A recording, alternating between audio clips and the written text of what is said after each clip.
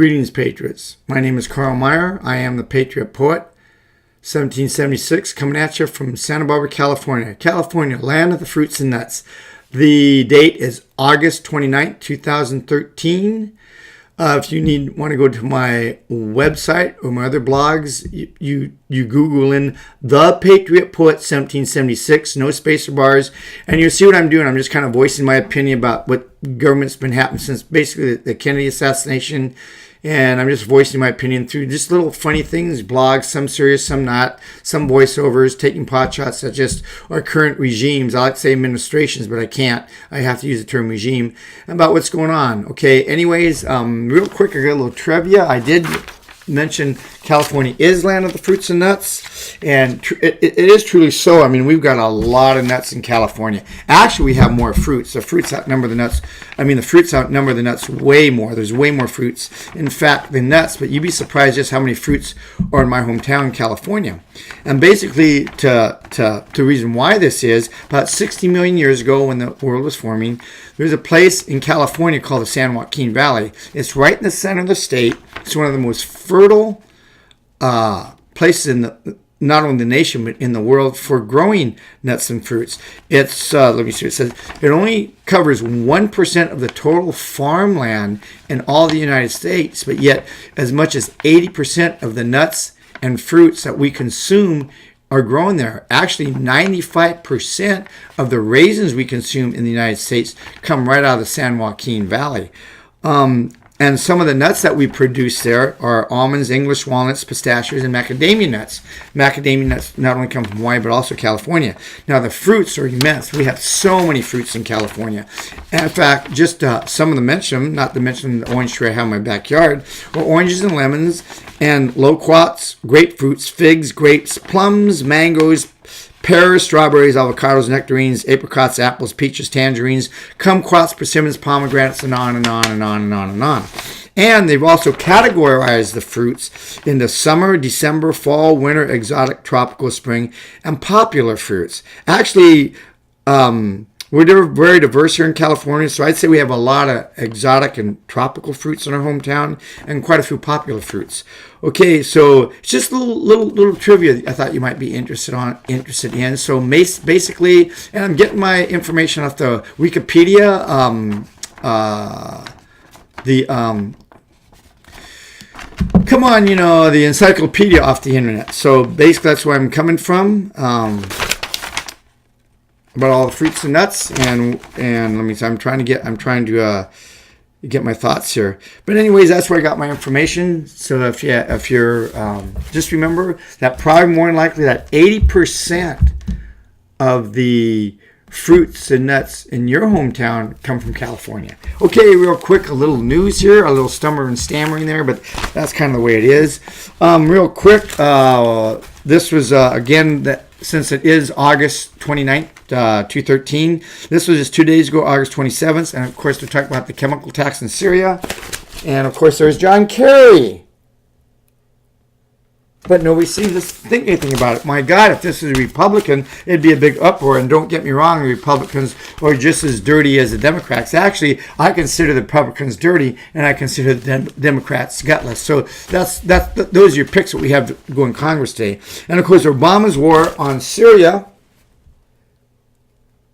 which is probably the scariest since the so-called 9/11 terrorist attacks. And of course, just so you know real quick why Syria is so dangerous. The worst probably thing that could possibly happen since our so-called 9/11 happened. And not to mention our Homeland Security Act. That's a whole different thing. Go on to my other blogs. I explain that to you.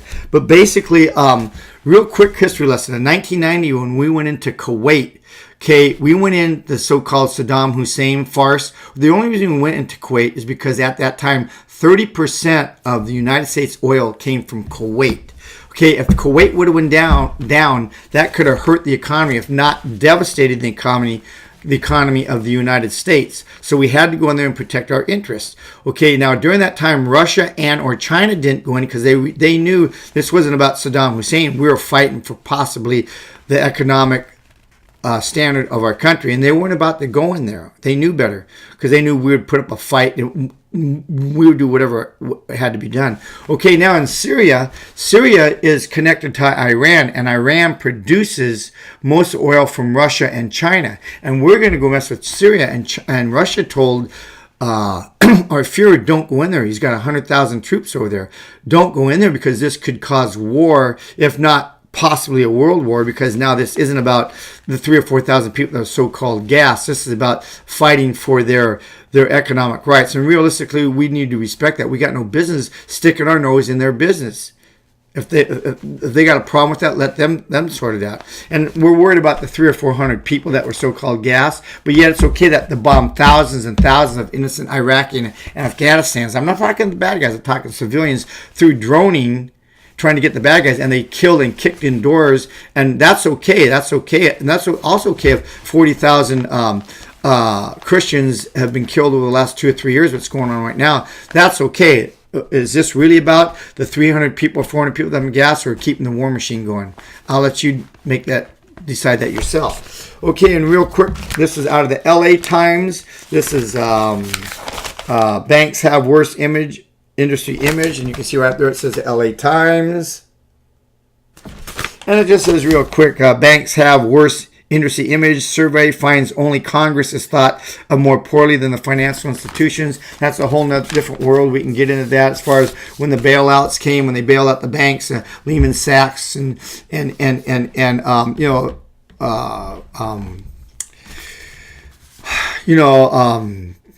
Bank of America, Wells Fargo, all the 5 banks, and they were too big to fail. And it's what we did. We bailed them out. And what they did with that money, they went and bought off all the other hundreds of banks off. So bought off the competition with our money, and now they only have 5 banks controlling the loans. And why do you think America is in this debacle?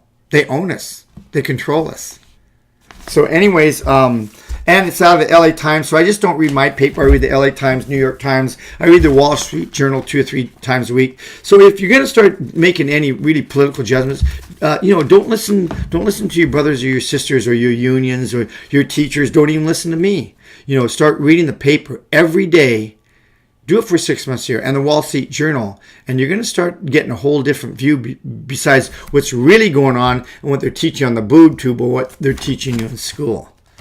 So anyways, I thought I'd just put my 2 cents in, and again, just, educate yourself and make your own decisions. Okay, I wrote this poem. A couple of guys have been following since about 2:05. So how do I go about writing a poem for a couple of guys, and I don't want to sound like,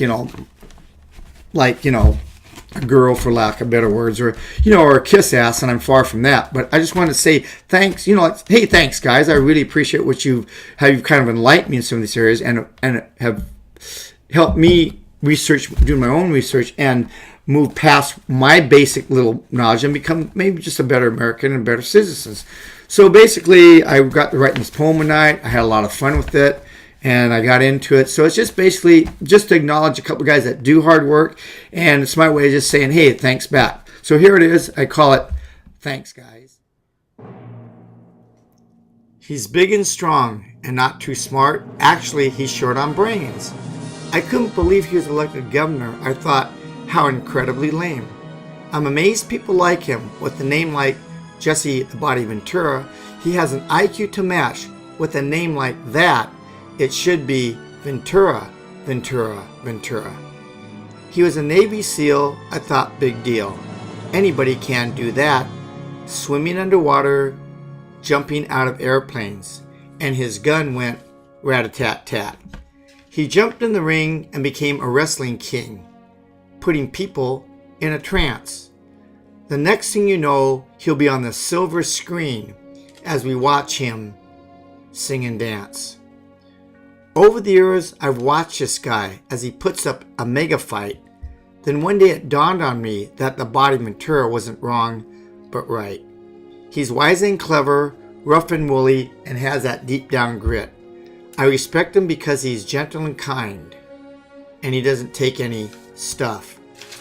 I shake his hand and not say a word, then look him straight in the eye. He'll know what I mean as he looks back at me, because we're one and the same kind of guy. The next guy I speak of is hard to handle, and he's truly an obnoxious smart aleck. He wants to make me puke when I hear him on the juke, and I can't stand the name of Alex.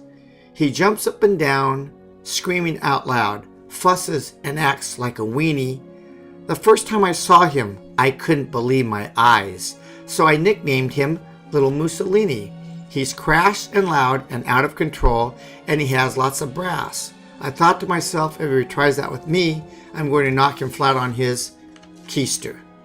He rants the poison foods and fluoride in our water, and I think his mind is a little frayed. Because when he's on the air, he gives me quite a scare, and I feel like I'm in an air raid. The only advice I can give so this psychopath doesn't blow a gasket is full steam ahead. He's going to end up dead, and he'll be waving bon voyage from his casket. But he keeps up the fight. In my backbone, I know he's right, as he pounds, rattles, and roars. The t-shirt that I wear proudly states on the back that I too support InfoWars. I watch him every day, paying attention to what he'll say, again as he rattles and shakes. But if it wasn't for him, I'd still be asleep. Now I'm wide awake. Now I spread the word for it to be heard for everyone throughout the land, to save the land that I love with help from above, banding together to make a final stand. Now I've had my say. I hope we meet someday to strategize, outflank, and plan.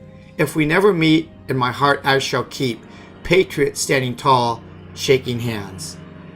As I say goodbye, my love for America will never die, watching Old Glory flying high.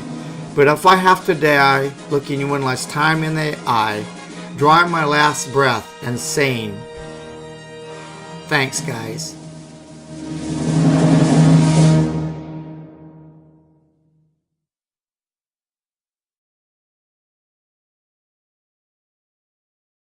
I want to be a SEAL team member. I want to be a SEAL team member. I want to swim the deep blue sea. I want to swim the deep blue sea. I want to live a life of danger. I want to live a life of danger. Pick up your swim fins and run with me. Pick up your swim fins and run